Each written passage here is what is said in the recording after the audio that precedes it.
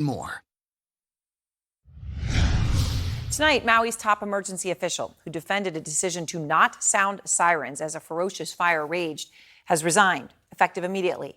The fire killing at least 111 people, including children, mostly around Lahaina. The decision to not use the sirens has brought intense criticism from people there, from citizens, many who have lived in Lahaina for generations, only now making their way home to see nothing's left.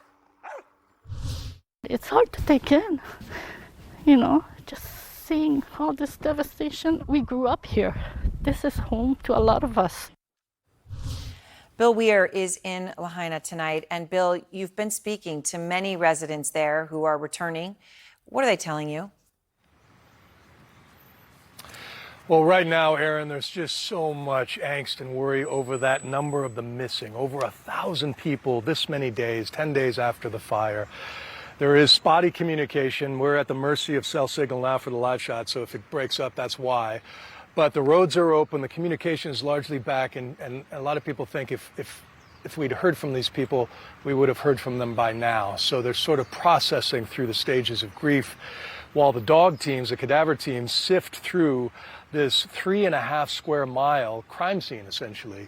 And they're looking at the granular level. There's 40 dogs in shifts going in. We met a couple that actually burned paws. That's how there's still so many hot spots in there. Wow. The forensic efforts, once they do find any sort of remains, takes time. So the head of the task force from the Pentagon sent here said today, this is a multi-year effort for the people of Maui, both just in terms of recovery and rebuilding. And it is just the early days. And your just heart breaks for these people, Aaron, who are going through so much. They're worried about the air, which is full of this toxic dust, the water, which is unfit to drink, the basic necessities there.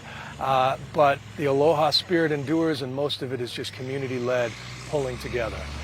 So, I don't know, for some reason, when you talk about the paws of the dogs getting burned, that they're still going in that heat, somehow gives the ability to see this picture even more. I mean, the burn zone search isn't even half over as those dogs are going in. So do they think, Bill, that they're going to be able to find out how many of those 1,000 missing are there? From what you say, are people really assuming at this point that virtually all of them could be dead? I did have a heartbreaking conversation with a community leader here. They had a press conference today, really to just call out the leadership of Maui, to include them in the conversations about when to reopen, when to rebuild. And she broke down and she talked about the concept that families may never know, ultimately, because essentially this whole beautiful historic place has been cremated.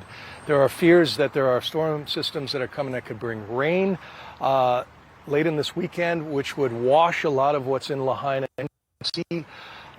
So they're working against the clock, but at the same time, they're coming to grips with this grim reality right now.